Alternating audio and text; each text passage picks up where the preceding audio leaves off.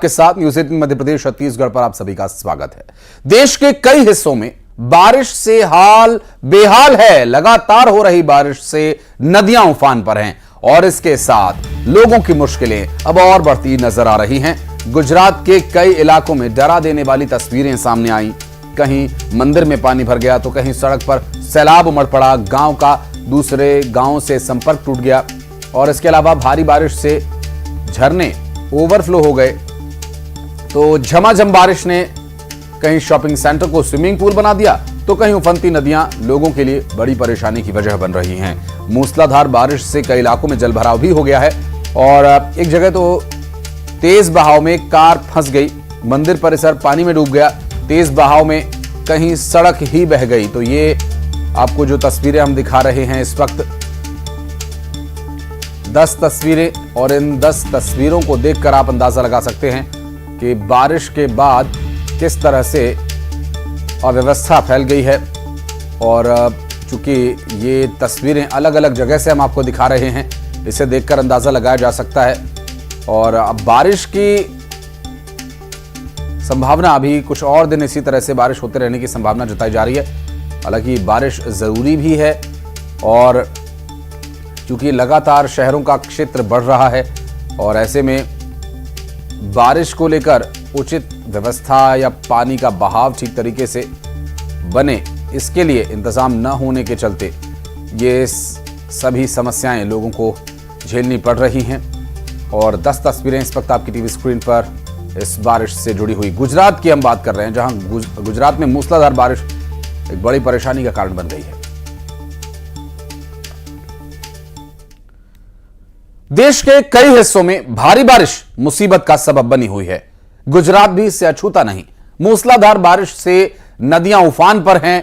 कई पुल सड़कें सैलाब के साए में हैं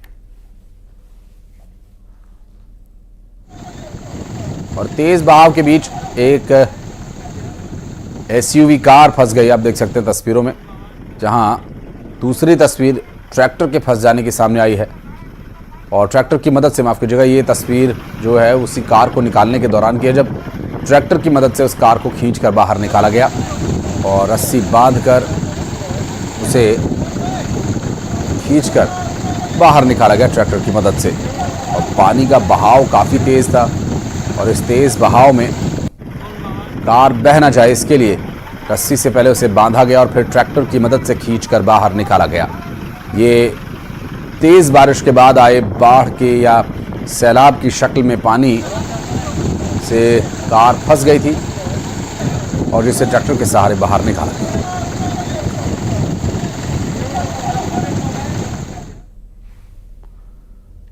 और आपको आगे तस्वीरें दिखाएंगे जहां द्वारका में इसी सैलाब के बीच एक कार फंस गई और तेज बहाव पानी होने की वजह से ये कार टस से मस नहीं हो पा रही थी और यहां तक कि उसका दरवाजा तक नहीं खुल पा रहा था, जिसकी वजह से जान बचाने के लिए ड्राइवर खिड़की से बाहर निकलकर अपनी जान बचाई थी। और अगली कुछ और तस्वीरें आपको दिखाएंगे। तो ये गुजरात से एक और तस्वीर सामने आई जहां गिर सोमनाथ से रोंगटे खड़े कर देने वाला एक वीडियो सामने आया। वहां माधव राय मंदिर परिसर पूरी तरह से पानी में डूब गया और बाढ़ जैसे हालात यहां पर बने गए और मंदिर के खंभों के बीच से पानी तेज बहाव के साथ बह रहा है और लोगों के होश उड़ा देने वाला ये नज़ारा।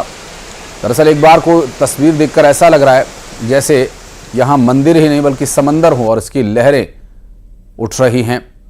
असल में मूसलाधार बारिश की वजह से सरस्वती नदी अपने पूरे उफान पर है, जिसका पानी मंदिर परिसर में आ घुसा और बाढ़ जैसे हालात बन गए। ये 3 और तस्वीरें हम आपको दिखा रहे हैं जो कि अलग अलग क्षेत्र से सामने आई हैं। गिर सोमनाथ मंदिर परिसर में पानी घुस गया और इस पानी के आ जाने से अव्यवस्था बन गई और ये देखिए सड़क के ऊपर से, पुल के ऊपर से पानी बह रहा है और इस तेज बहाव के बीच निकलना जान जोखिम में डालने जैसा है। अपनी जान बचाने के लिए, अपनों को सुरक्षित रखने के लिए इस तरह का कोई भी काम आप न करें। तेज बहाव या तेज नदी में या झरने में इस वक्त जाने की कोशिश न करें, क्योंकि इस वक्त झरने हैं, नदियां हैं, वो अपने उफान पर हैं। क्योंकि तेज बारिश हो रही है, मूसलाधार बारिश से नदी नाले तो उफान पर हैं ही, रिहायशी इलाकों में भी पानी पहुंच रहा है। पुल के ऊपर से पानी बह रहा है।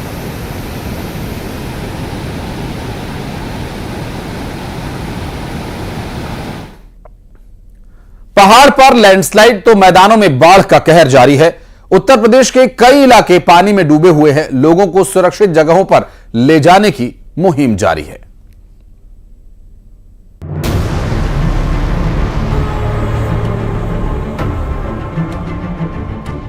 कानपुर में गंगा का जलस्तर लगातार बढ़ता ही जा रहा है। कानपुर के सरसैया घाट में बने गुरुद्वारा और मंदिर दोनों ही जगह पर पानी पहुंच गया है। गुरुद्वारे की सीढ़ियों को बंद कर दिया गया है और गेट पर ताला लगा दिया गया है। दरअसल लगातार नरौना बांध से पानी छोड़ा जा रहा है। आज भी लगभग 1 लाख क्यूसेक पानी कानपुर पहुंचने जा रहा है, जिसके बाद पानी और बढ़ेगा और बाढ़ का खतरा भी बढ़ेगा। ऐसे में गुरुद्वारे में कमेटी मॉनिटरिंग कर रही है और जिले के अधिकारियों को रिपोर्ट भी दे रही है। कोई हादसा न हो, इसको लेकर सावधानी बरती जा रही है।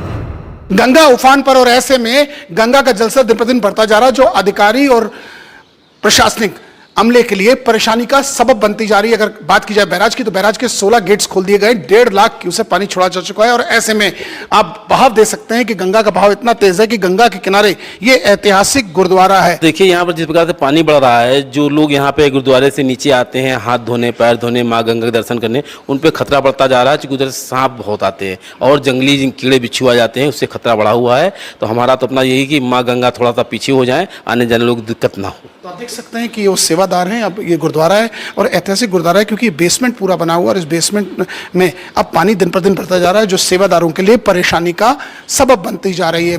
वहीं दूसरी ओर शाहजहांपुर में गर्रा नदी में आई बाढ़ कम हो गई हो, लेकिन किसानों की मुश्किलें कम होने का नाम नहीं ले रही है।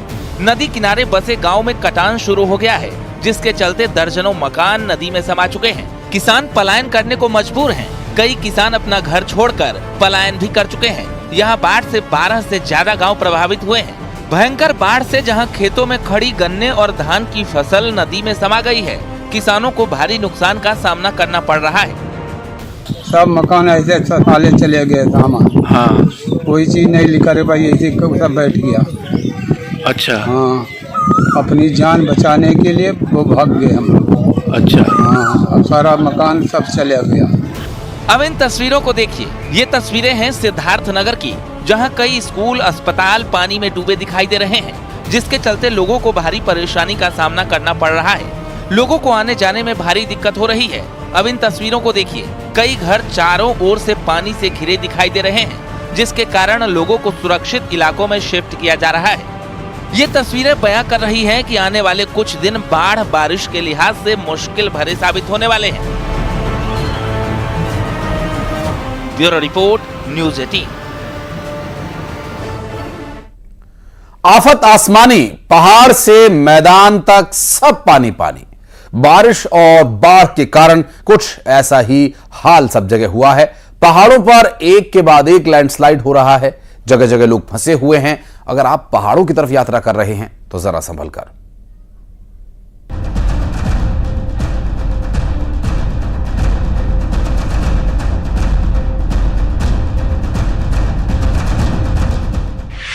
उत्तराखंड में एक बार फिर बारिश का अलर्ट जारी किया गया है।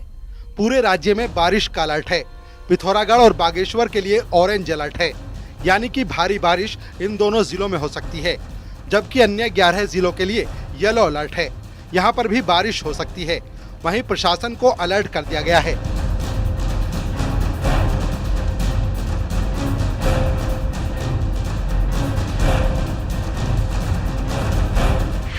रुद्रप्रयाग में केदारनाथ हाईवे एक बार फिर से बंद हो गया है। केदारनाथ हाईवे जिला मुख्यालय के पास पहाड़ से बोल्डर और पत्थर आने से बंद है, जिसकी वजह से सड़क के दोनों तरफ गाड़ियों की लंबी कतार लग गई है। सड़क को खोलने का काम जारी है।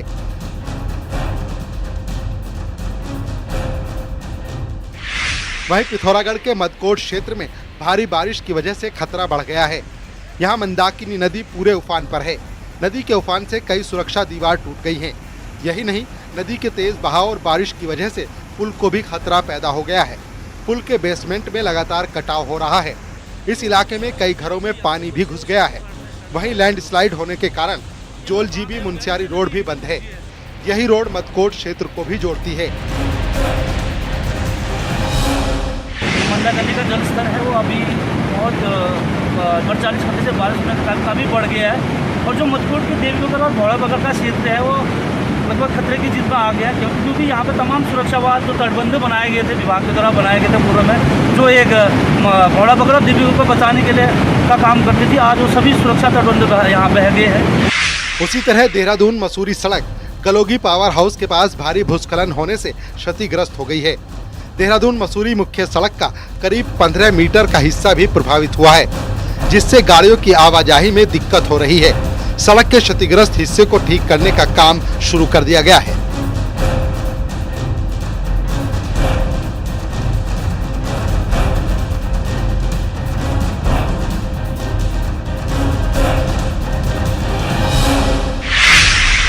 राजधानी देहरादून में रेलवे बाईपास के अंडरपास में बारिश का पानी भर रहा है।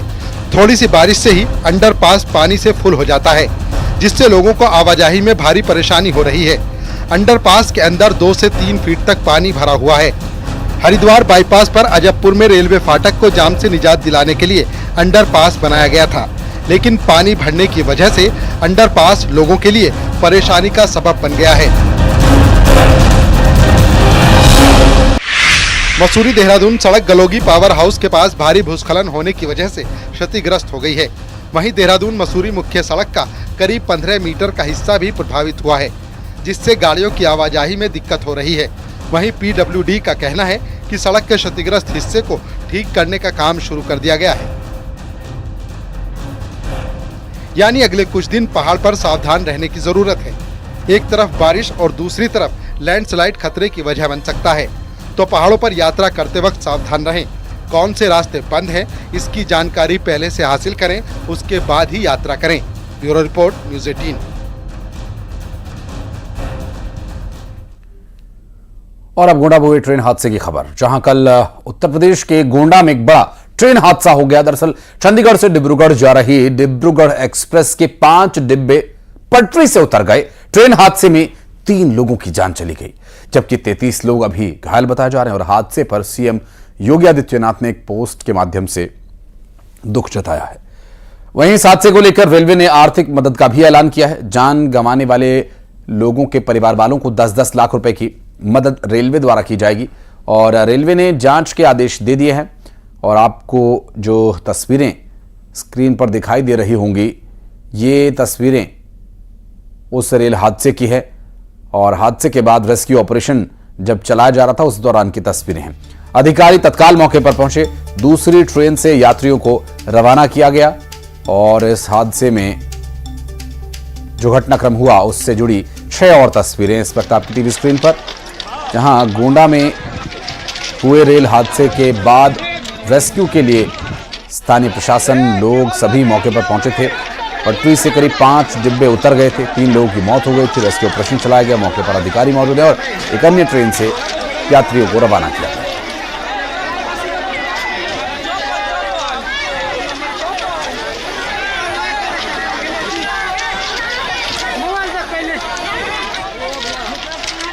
एक-एक करके कोच को हम वापस पटरी पे या उसको ढकेल के दूसरी तरफ कर रहे हैं, तो जितनी जल्दी हो सकेगा हम कोशिश कर रहे हैं। अभी वही मैं चेक कर रहा हूँ कितनी जल्दी इसको कर सकें। हमारे पास जो भी इक्विपमेंट चाहिए थी सारी हैं अभी, और जल्द से जल्द हम इसको ठीक करने की कोशिश कर रहे हैं।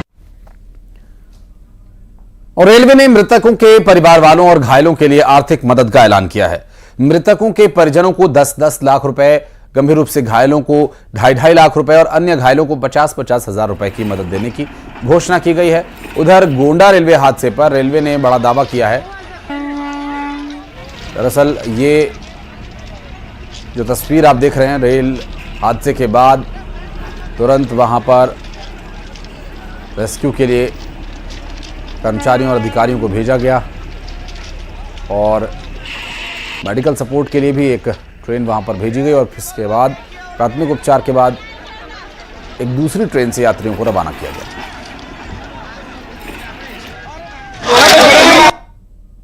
जो कैजुअल्टीज और जो घायल हुए हैं उनमें जो कैजुअलिटीज़ हैं उनके लिए हमारा बढ़ा हुआ एनहांस्ड एक्स ग्रेशिया कॉम्पेंसेशन दिया जाएगा। कैजुअलिटीज़ के लिए 10 लाख और जिनको सीरियस इंजरी, जिसको हम ग्रीवस इंजरी बोलते हैं, उनको 2.5 लाख और जो सिंपल इंजरीज हैं उनको 50,000 का मुआवजा दिया जाएगा। और गोंडा रेलवे ने हादसे पर बड़ा दावा किया है। सूत्रों के हवाले से खबर यह मिल रही है कि ट्रेन के लोको पायलट ने हादसे से पहले एक धमाके की आवाज सुनी थी और दावा किया जा रहा है कि रेलवे को शक है कि यह कोई साधारण हादसा नहीं बल्कि कोई बड़ी साजिश हो सकती है। वहीं उत्तर प्रदेश के डीजीपी ने इस दावे को पूरी तरह से नकार दिया और कहा कि ट्रेन हादसे से पहले कोई धमाका नहीं हुआ और न ही हादसे के पीछे कोई टेरर एंगल ही है। बहरहाल अब इस दोनों ही दावों में किसका दावा सही है ये जांच का विषय है।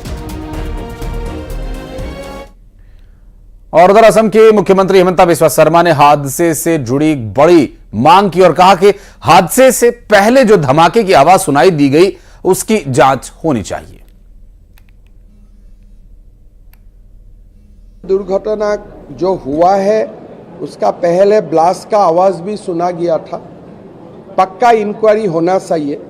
लेकिन मैं असम का सीएम का नाते मैं ये बोलना चाहता हूँ कि अभी तक असम का कोई लोग और रेल में घायल और इंजर्ड का लिस्ट में अभी तक नहीं है।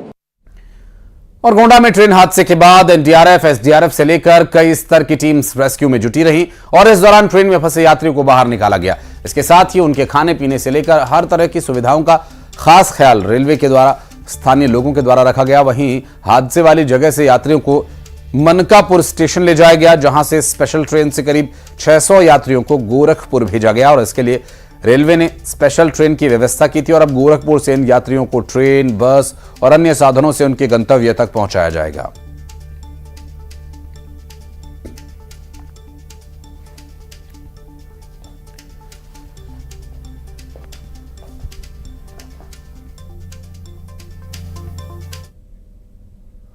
अगर आपको भी किसी अनजान नंबर से कॉल आए, अगर आपको कोई ये कहे कि आपके खिलाफ मामला दर्ज होने वाला है, तो इस तरह के कॉल से सावधान रहना है।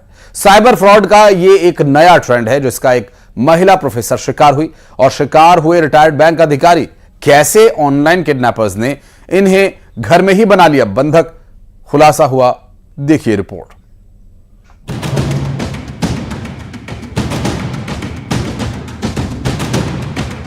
मिनी मुंबई में ऑनलाइन किडनैपिंग,